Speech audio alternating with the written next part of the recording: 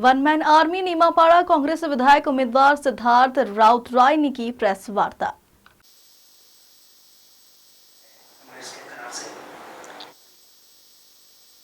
कांग्रेस का क्या? ये तो शुक्रगुजार हूँ कांग्रेस का कि इन्होंने मेरे को टिकट दिया है यहाँ पे। राजनीति की शुरुआत करने की कोशिश है ये, जहाँ पे कैंपेनिंग साइकिल में होता है, जहाँ पे बिना खर्चे के इलेक्शन लड़ा जा रहा है, जहाँ पे एक थ्योरी को प्रूव करना चाहते हैं कि अच्छा आदमी को पॉलिटिक्स में आना चाहिए। जो नेता लोग हम उड़ीसा में देख रहे हैं, ढंग के नेता नहीं है यहाँ पे। तो अगर कोई कॉरपोरेट वर्ल्ड लेके, उसका एक्सपीरियंस लेके, इंटरनेशनल एक्सपीरियंस के साथ, बहुत ही पढ़ा लिखा आदमी जिसने बिजनेस भी कर रखा हो, वो पॉलिटिक्स में आए और क्लीन पॉलिटिक्स की कोशिश करे, तो उसका नतीजा कहाँ तक जाता है। तो इसकी शुरुआत चालू होगा। इस आशा से कांग्रेस से एक भिन्न प्रकार का राजनीति चालू किया है यहाँ पे। सर, आपके विपक्ष में जो उनके लिए आ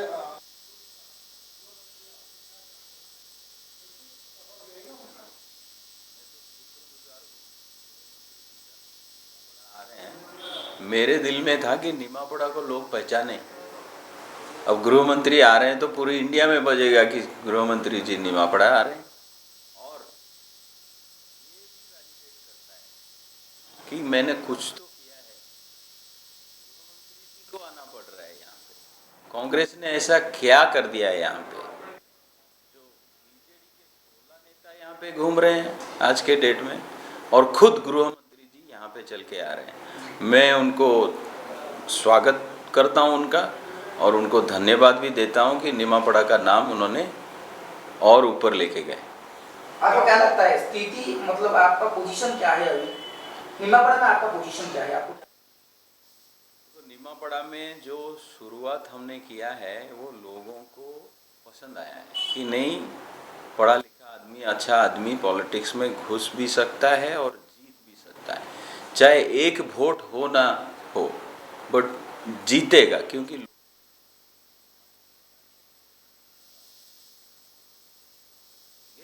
पार्टी बाद में देखेंगे। ट्रेनिंग चीज चल रहा था। समीर दास ने बीजेडी क्विट करके जो यहाँ और बीजेडी इसको उम्मीदवार बनाया है, तो क्या लग रहा है इसका फायदा कहीं ना कहीं कांग्रेस यहाँ पे देने वाला है इन दोनों के बीच में जो गवर्नमेंट चल रहा है? एकदम।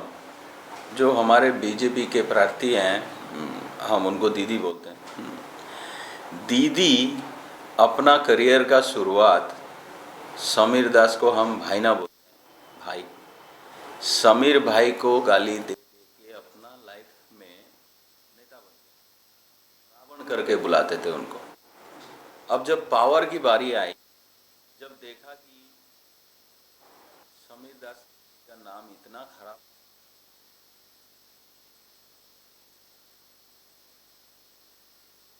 उनका दरवाजा था, तो दी रावण बोलती थी, तो ये है इनका, जिसमें लोभ है, स्वार्थ है। इसमें लोगों का कुछ नहीं है। उन्होंने बोला था कि अगर मेरे को नीमापड़ा के लोग वोट देते हैं, मेरा पहला काम समीर दास जी को जेल भिजवाऊंगी। अब उन्हीं समीर दास जी को गाड़ी में बिठा के इनका, तो ये स्थिति है यहाँ लोगों का।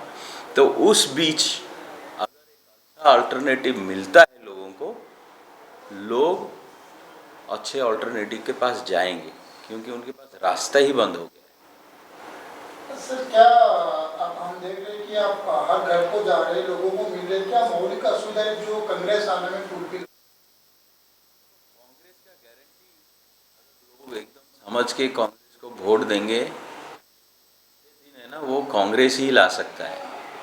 अगर जो भूमिहीन थे, निमापड़ा की बात कर रहा हूँ, इनको आज के डेट में छोटा सा ज़मीन और छोटा सा घर मिला हुआ है, अगर उनको कोई एड्रेस मिला है अपने लाइफ में तो वो कांग्रेस ने दिया है।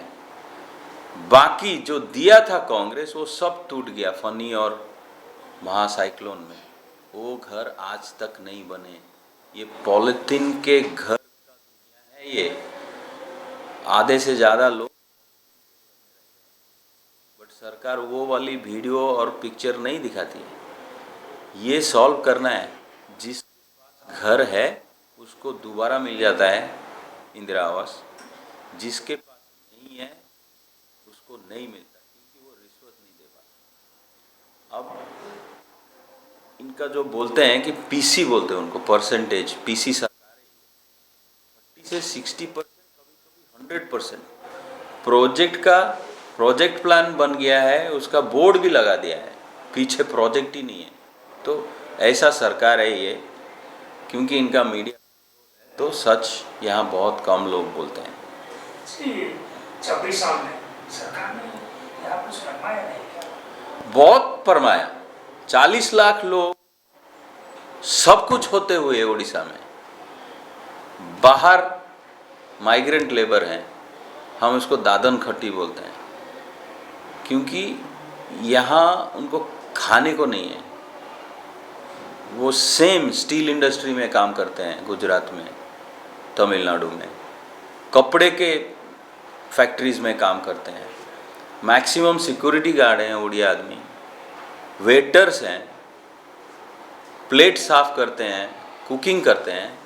अगर इसको डेवलपमेंट बोलो तो इससे बुरा डेवलपमेंट क्या है, जबकि हमारे पास सब कुछ है। 37% मिनरल उड़ीसा में है पूरा इंडिया का, तब तो हमको नंबर 1 होना चाहिए, तो हम नहीं है। 5T में तो बहुत कुछ काम हुआ है, नवीन जी बोल रहे हैं कि 5T में बहुत कुछ, बहुत लंबा लिस्ट है इनके काम का। 3 लाख करोड़ का खादान की चोरी है, 18,000 करोड़ का बालू का चोरी है, 23,000 करोड़ का चिट फंड चोरी है, 27,000 करोड़ का मनरेगा का पैसा गायब है, 24,000 करोड़ का लैंड स्कैम है, 7,500 करोड़ का दाल वाला स्कैम है। 5T का जो ट्रांसपेरेंसी है ना, वो ट्रांसपेरेंसी वाला लिस्ट बहुत लंबा है, 3-4 पेज जाएगा। इतने सारे करप्शन है इनके ट्रांसपेरेंसी में। जी, आखिरी एक क्वेश्चन। मोदी आज से इंटरव्यू में बोले कि हम उड़ीसा में सरकार बनाएंगे, इसको क्या देखते हैं आप? मैं तो बोलूं, ये तो घाट जाट जो हनीमून है ना, इन लोगों ने दिल्ली में ही फिक्स कर रखा है।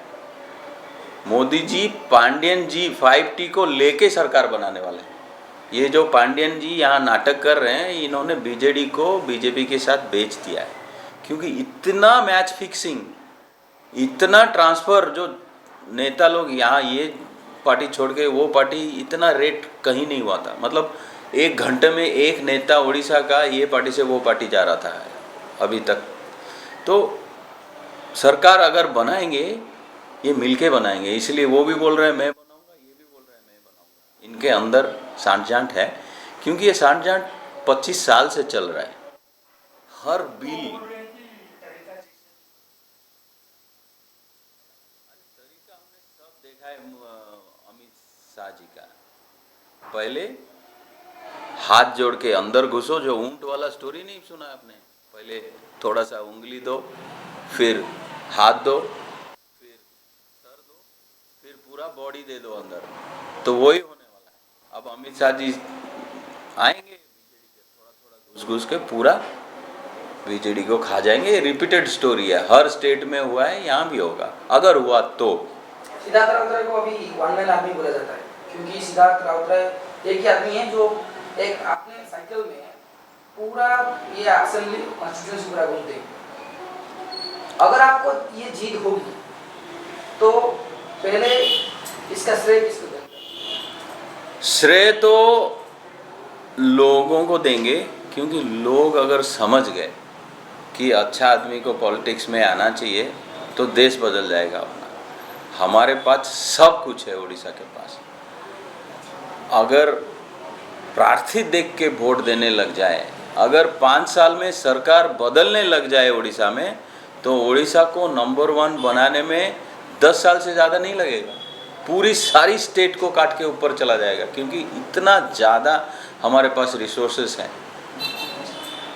सर, ओडिया अस्मिता एक ऐसी वर्ड है जिसको लेके अभी राजनीतिकरण हो रही है, उसको कैसे देखते हैं? ये दुर्भाग्य है, हमारे नेता लोग ऐसे बात करते हैं। हम चालू करते हैं बीजेपी नेता लोगों से, सब बड़ी बड़ी अस्मिता के बात कर रहे हैं। इनका एक भी चीफ मिनिस्टरियल कैंडिडेट नहीं है, क्योंकि इनके जितने बड़े नेता हैं सब एमपी में लड़ रहे हैं। अगर मेंबर ऑफ पार्लियामेंट बनना है तो उड़ीसा की बात ही क्यों कर रहे हो यार? तुम भारत की बात करो। अगर सच में दिल में था कि नहीं नहीं मैं उड़ीसा को बदलूंगा, तो एक तुम में से एक आदमी को तो खड़ा होना चाहिए था एमएलए में, जो नवीन पटनायक को क्वेश्चन पूछ सके असेंबली में। तुम तो हो गए ही नहीं यहाँ पे। तो बीजेपी वाले अस्मिता की बात तो झूठी है एकदम। बाकी जो बीजेडी को ले लो, अस्मिता की बात तो हम देख ही रहे हैं। 5T में कितने आईएएस ऑफिसर्स हैं ये सबको मालूम होगा। यहाँ केवल ऑफिसर्स राज चलता है। अगर अंग्रेजी आती है तो आप पावर में हो, अंग्रेजी नहीं आती है तो आप पावर में नहीं हो। हमारे चीफ मिनिस्टर अंग्रेजी में लिखा हुआ उड़िया पढ़ते हैं। अगर नहीं होता है तो उनको AI जनरेटेड भाषण बना देते हैं। तो यहाँ अस्मिता की बात है ही नहीं दोनों पार्टियों में। केवल वोट के लिए उड़ीसा अस्मिता की बात करते हैं लोग। तो बीजेपी यहाँ एमपी के लिए सिर्फ लड़ रहे हैं आपके हिसाब से? अरे जितने एमपी सीट्स देखोगे सब मैच फिक्सिंग हो रखा है। सारे बीजेपी के अच्छे नेता एमपी के लिए लड़ रहे हैं। बाकी जो अच्छे नेता थे बीजेपी के, जो स्टेट लेवल के थे, उनको टिकट नहीं मिला है। इतना डिस्ग्रंटलमेंट कोई स्टेट में नहीं है जितना बीजेपी कैडर में है आज के डेट। सब इंडिपेंडेंट लड़ रहे हैं या तो कांग्रेस को मदद कर रहे हैं। अगर इनको इतना दर्द था तो इतने बीजेपी के नेता लोगों को टिकट क्यों नहीं दिया? कहाँ गया ये अस्मिता तब? 2014, 2019, 2024 इस बार हाई वोल्टेज ड्रामा देखने को मिला है उड़ीसा में। हेवी वेट नेताओं प्रचार कर रहे हैं। क्या लग रहा है क्यों इतना उड़ीसा फोकस है? क्या उनका जो नारा है 400 पार बीजेपी का, शायद का उड़ीसा से पॉकेट है जो इसको लेके 400 पार? अरे तुमने एकदम सही बोला है, ये ड्रामा है। हाई वोल्टेज फाइटिंग होता तब समझ में आता, ये बिल्कुल नाटकबाजी है। जब मैं एक एग्जांपल देता हूँ, आप ले लो संबित पात्रा जी का सीट।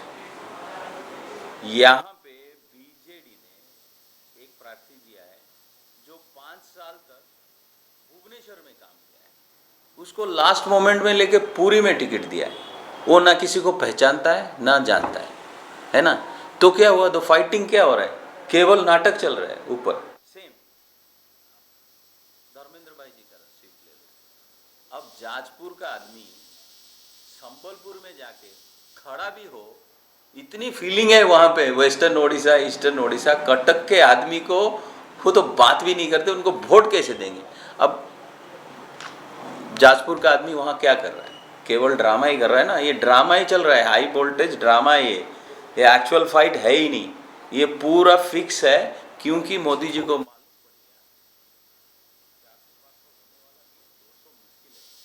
अगर उड़ीसा को मिलाएंगे तभी पावर में होंगे, नहीं तो पावर आना मुश्किल है। इसलिए पागल की तरह हर दिन कोई ना कोई बीजेपी का सेंटर का नेता उड़ीसा में आके पड़ा हुआ है। सर, कांग्रेस की देखा जाए तो स्टार कैंपेन में बड़े बड़े नेता आ रहे हैं, केंद्रीय नेता, लेकिन बीजेडी का एक आदमी पूरा उड़ीसा घूम रहे हैं। उसको लेके क्या बताना चाहिए आप? स्टार कैंपेनर में देखेंगे बीजेडी का स्टार है ही कितने? अरे सेकंड जनरेशन जो पावर है उन्होंने किसी को दे ही नहीं रखा है, तो आएंगे कैसे? कहाँ से आएंगे? कहाँ से पैदा होंगे? और जो भी कांग्रेस से गया है उनको ऐसे कर दिया है कि उनका स्टार तो खत्म हो गया है। उनका जो चमक है, जो कांग्रेस छोड़ के बीजेपी गए हैं, उनकी चमक खत्म हो गई है। तो उनके पास स्टार कैंपेनर है ही नहीं। लेकिन जारी किया है 30 का 20-30 का 30 जन का लिस्ट जारी किया है बीजेडी ने। वो लिस्ट लेके उड़ीसा में किसी को पूछ लो ये कौन है, कोई आदमी पहचाना कि भी नहीं उनको, फिर स्टार कैसे हुआ, है ना। तो यहाँ पे दो ही लोगों को जानते हैं जो पूरा मीडिया में कंट्रोल कर रखा है, मोदी जी हैं, मार्केटिंग चल रहा है उनका है, और उनके नीचे अमित शाह जी हैं, उनको छोड़ के इनका स्टार है ही कौन। कल खड़गे आ रहे हैं और राहुल गांधी भी आ रहे हैं उड़ीसा दौरे पर है, प्रभाव कैसे देखते हैं आप? देखो, राहुल गांधी जो काम कर रहे हैं वो लोगों का आंख खोलने वाली काम कर रहे हैं, उसमें टाइम लगेगा, क्योंकि जिन लोगों ने उनको पप्पू पप्पू करके उनके पीछे हज़ारों करोड़ खर्चा कर दिया, हमको सबको मालूम है, सोशल मीडिया में इनको ट्रोल करने के लिए कितना 1000 करोड़ खर्चा होता है। अब उन्होंने उस थ्योरी को गलत साबित कर दिया है, तो अब लोगों की आंख खुलने लग गई है। आंख खोलने में टाइम लगता है यार, जैसे इंडिपेंडेंस लाने में टाइम लग गया, ये इंडिपेंडेंस वाली बात है, नहीं तो यह हमारा गणतंत्र का गला दबाया गया है यार, मरने वाला है गणतंत्र। Thank you.